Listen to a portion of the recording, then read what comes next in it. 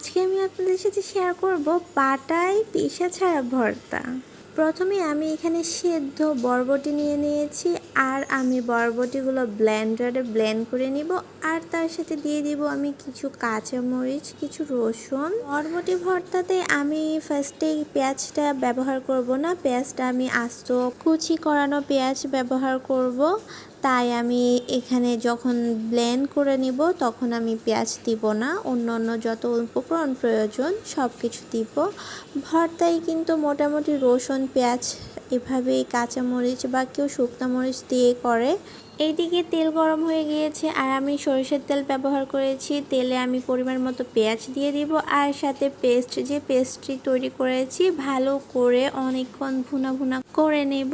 এই যে আমার ভর্তার ফাইনাল লুক। এই ভর্তাটি খেতে অসাধারণ মজা হয়েছিল। তোমরা চাইলে এইভাবে করে ভর্তা তৈরি করে খেতে পারো, তখন বুঝবা কতটা মজা হয়েছিল। এরপরে আমি চলে যাব কাঁঠালের বিচির ভর্তাতে। এদিকে আমি শুকনো মরিচ টেলে নিয়েছি, তার সাথে টেলে নিয়েছিলাম কাঁঠালের বিচি।